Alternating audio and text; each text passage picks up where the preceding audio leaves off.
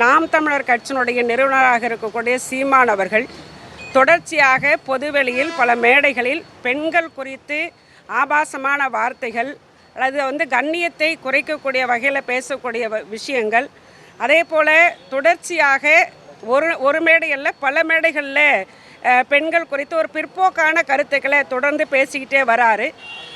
நேற்றைக்கு முந்தின தினம் இங்கே சென்னையில் பத்திரிகையாளர் சந்திப்பு நிகழ்ச்சி ஒன்று அவர் நடத்தியிருக்காரு. எல்லா பத்திரிகைகளிலும் ஊடகங்களிலும் அந்த செய்தி வந்திருக்கு. அதில் பல விஷயங்கள், அரசியல் விஷயங்களை பேசிட்டு திருப்பூரில் இருக்கக்கூடிய ரிதன்யா என்ற பெண் வரதட்சணை கொடுமையால் சமீபத்தில் இறந்துருக்குறாங்க.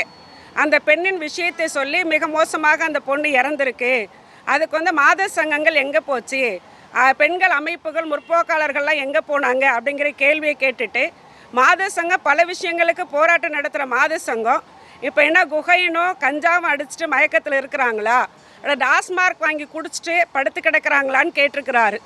மாத சங்கத்தை பற்றி அவர் என்ன நினச்சாருன்னு எங்களுக்கு தெரியலை. இதே இடத்துல சில ஆண்டுகளுக்கு முன்னாடி அவர் விஜயலட்சுமிங்கிற ஒரு பொண்ணை ஏமாத்தின போது ஒரு கம்ப்ளைண்ட்டை கமிஷனர் ஆஃபீஸ்க்கு முன்னாடி கொடுத்தோம். அதற்கு பிறகு பார்த்திங்கன்னா அரசியலில் தலைமை தாங்கிறதுக்கு ஆண்மகன் தான் வரணுங்கிற மாதிரி ஒரு பிற்போக்கான கருத்தை சொன்னார். அப்போயும் எங்களுடைய ஜனநாயக மாத சங்கத்துடைய அகில இந்திய தலைவர்களில் ஒருத்தராக இருக்கக்கூடிய வாசிகை அவர்கள் அதற்கு எதிர்த்து ஒரு செய்தியை கொடுத்தாங்க. இப்படி தொடர்ச்சியாக சீமான் அவர்கள் ஒரு அரசியல் கட்சியினுடைய, தமிழகத்தினுடைய ஒரு அரசியல் கட்சி தலைவர், பெண்கள் அவருடைய கட்சியிலும் பெண்கள் இருக்கிறாங்க, அதில் என்ன பாதுகாப்பு இருக்குன்னு எங்களுக்கு தெரியலை. ஒரு பெண்கள் குறித்து ஒரு பிற்போக்குத்தனமான ஒரு விஷயங்களை பேசுறதுங்கிறது தொடர்ச்சியாக அவருக்கு இருக்குது. அவர் பேசினா பல மணி நேரம் பல்வேறு விஷயங்களை பேசுவார். ஆனால் பல விஷயங்களை அவர் பேசுகிற போது அவருடைய தமிழ்நாட்டு மக்களுக்காக ஒரு என்ன செஞ்சங்கிறது ஒருபோதும் பேசுனது கிடையாது. ரிதன்யாவுக்காக மாத சங்கம் எங்கே போச்சுன்னு அவர் கேட்டதில் எங்களுக்கு சந்தோஷம்தான். பெண்கள் அமைப்புகள் போராடணும்னு அவர் சொன்னதில் தப்பு இல்லை. நாங்கள் எங்கே இருந்தோம், இறந்த அன்னைக்கு அடுத்த நாள் அந்த பெண்ணுடைய பெற்றோர்களை சந்திப்பதற்கு எங்களுடைய அகில மாத சங்கத்துடைய தலைவராக இருக்கிற ராதிகா உள்ளிட்டு அந்த மாவட்டத்தில் இருக்கக்கூடிய மாத சங்க தலைவர்கள் அந்த குடும்பத்தை பார்த்து ஆறுதல் சொன்னாங்க. அடுத்த நாள் ஒரு மிகப்பெரிய போராட்டத்தை நாங்கள் திருப்பூரில் நடத்தினோம். இது எல்லா சமூக வலைதளங்களும் வந்துக்கிட்டே இருக்குது அப்படிங்கிறது தான். இவர் பேசுகிற விஷயம் நாங்கள் அங்கே இருந்ததை நாங்கள் வெளிப்படுத்துகிற ஒன்று. ஆனால் எங்கே போச்சுன்னு கேட்கக்கூடிய சீமான் எங்கே போனார்? அவர் ரிதன்யாவுக்காக போராடினாரா? வரதட்சணை கொடுமைக்கு எதிராக அவர் குரல் கொடுத்தாரா? ஒரு பத்திரிகை செய்தி கொடுத்துருப்பாரா? ஜனநாயக மாத சங்கம் பத்திரிகை செய்தியும் கொடுத்தோம், பாதிக்கப்பட்டவங்களை சந்தித்தோம், ஒரு கண்டன போராட்டத்தை நடத்தி இருக்கிறோம். சமூக ஊடகங்களில் எங்களுடைய கண்டன போஸ்டர் எல்லா இடங்களையும் போயிருக்குங்கிறது எல்லாருக்கும் தெரியும். ஆக இது ஒரு மோசமான, அவர் அக்கறையோடு பேசியிருந்தா பரவாயில்ல, மாத சங்கத்தையும் கஞ்சாவையும் குகையும் குடிச்சுட்டு என்ன மயக்கத்தில் இருக்கிறாங்களா அப்படின்னு கேட்குற கேள்வி எல்லாம் ஒரு பிற்போக்குத்தனமான ஒரு ஆணாதிக்க சிந்தனை. அது தமிழ்நாட்டில் இருக்கக்கூடிய ஒட்டுமொத்த பெண்களையும் இழிவுபடுத்தக்கூடிய ஒரு விஷயமாக நாங்கள் பார்க்குறோம். அவதூறாக பேசின விஷயமாக நாங்கள் பார்க்குறோம். அதை வன்மையாக அனைத்து இந்திய ஜனநாயக மாத சங்கம் கண்டிக்கிறோங்கிறது தான். இங்கே இருக்கக்கூடிய கமிஷனர் ஆஃபீஸில் இருக்கக்கூடிய அதிகாரிகள், நம்முடைய ஆணையர் உள்பட இதில் கண்டிப்பாக அவர் மீது வழக்கு பதிவு பண்ணணும். இதில் சொல்லக்கூடிய கூடுதல் விஷயம் என்னென்னா, அவர் பேசின எல்லா விஷயங்களும் எல்லா தொலைக்காட்சிகளும் வந்திருக்கு, யூடியூப் உள்பட எல்லா இடங்களும் போயிட்டே இருக்குது.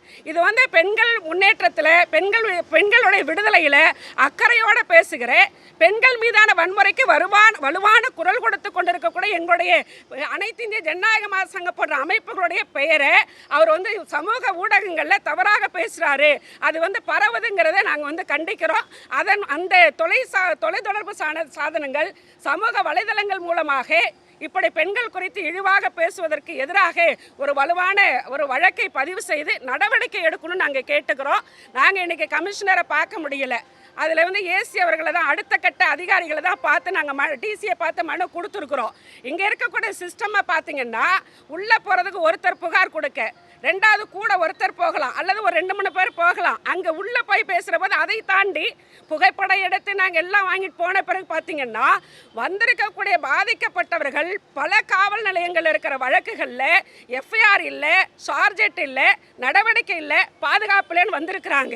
அப்போ இங்கே இருக்கக்கூடிய தமிழக காவல்துறை, தமிழக அரசும் அனைத்து காவல் நிலையத்திலும் பெண்கள் தான் நிறைய வந்திருக்காங்க. அங்கே வழக்குகளை பதிவு செய்து உடனடியாக நடவடிக்கை கூட எடுக்கக்கூடிய ஏற்பாடு என்பது தமிழ் தமிழக காவல்துறையில் இருக்கணும். அதற்கு பொறுப்பில் இருக்கக்கூடிய உயர் அதிகாரிகள் இதை இன்னும் கூட விரைவுபடுத்தி வழக்குகளை நடத்துறதுக்கான ஏற்பாடு செஞ்சால் இவ்வளோ பேர் இங்கே வந்து நிற்க வேண்டிய அவசியம் இல்லை நாங்கள் கருதுகிறோம்.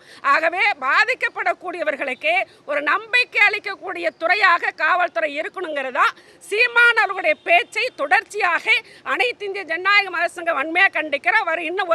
இன்றைய தினம் வட சென்னையில் ஒரு கண்டன ஆர்ப்பாட்டத்தை நடத்தி இருக்கிறோம். தமிழ்நாடு முழுக்க ஜனநாயக மத சங்கம் கண்டன போராட்டங்களை நடத்த இருக்கிறோம். இதே சென்னையில் அனைத்து பெண்கள் கூட்டமைப்போடு ஜனநாயக மத சங்கம் இணைந்து இன்னும் 1-2 நாளையில் ஒரு வலுவான கண்டன போராட்டத்தை நடத்தணும் நாங்கள் திட்டமிட்டிருக்கிறோம் அப்படிங்கிறதா.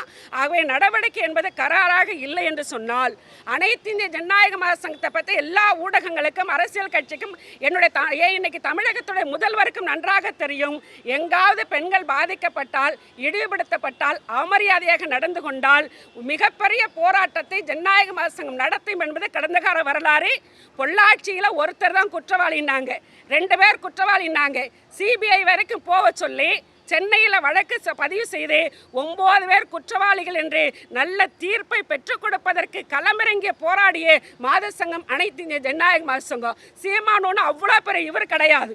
அவருடைய பேச்சு இன்னைக்கு தமிழ்நாட்டு பெண்களை அவமரியாதையாக நடத்தியதாக நாங்கள் கருதுகிறோம். குறிப்பாக மாத சங்கத்தை தொடர்ந்து பேசுகிறார். பேசுவதற்கு எந்த விதமான 1% தகுதி கூட சீமானு கிடையாதுங்க. இதுதான் எங்களுடைய கருத்து.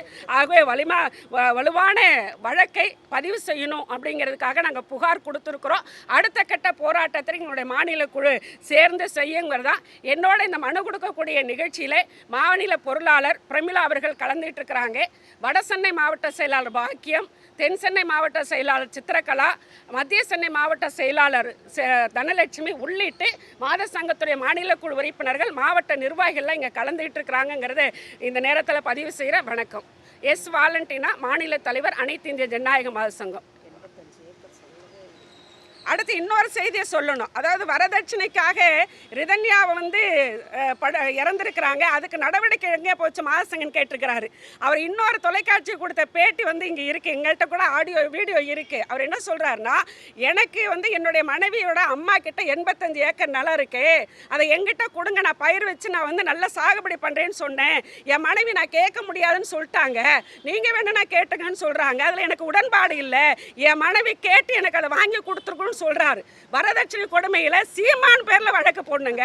சீமான் பேர்ல வரதட்சணை கொடுமையில வழக்கு போடணும். ஒரு பொது இடத்துல வரதட்சணை வாங்குவதும் தப்பு, கொடுக்கறதும் தப்புங்கிற போதே மனைவியை கேட்க சொன்னதாக அவர் சொல்றதே குற்றம் தானே. ஆக இன்னைக்கு வரதட்சணை வழக்கிலையும் நம்முடைய கமிஷனர் ஆபீஸ்ல அவர் மேல வழக்கு பதிவு செய்யணும். அந்த வீடியோவையும் அவர் எங்க பொதுவாக பெண்கள் குறித்து பேசிய வீடியோவும் நாங்கள் வந்து கமிஷனருக்கு கொடுக்குறோம். அதன் மீது நடவடிக்கை எடுக்கணுங்கிறதையும் சொல்லிக்கிறோம். செய்திகளை உடனுக்குடன் தெரிந்து கொள்ள கீழ்கண்ட கேபிள் மற்றும் டிடிஹெச் நெட்வொர்க்குகளில் எம்நாடு செய்தி தொலைக்காட்சியை காணுங்கள். பாதகம் செய்பவரை கண்டால் நாம் பயம் கொள்ளலாகாது பாப்பா. மோதி மிதித்துவிடு பாப்பா, அவர் முகத்தில் உமிழ்ந்துவிடு பாப்பா. அண்மை செய்திகளை உடனுக்குடன் தெரிந்து கொள்ள இணைந்திருங்கள் எம்நாடு தொலைக்காட்சியுடன்.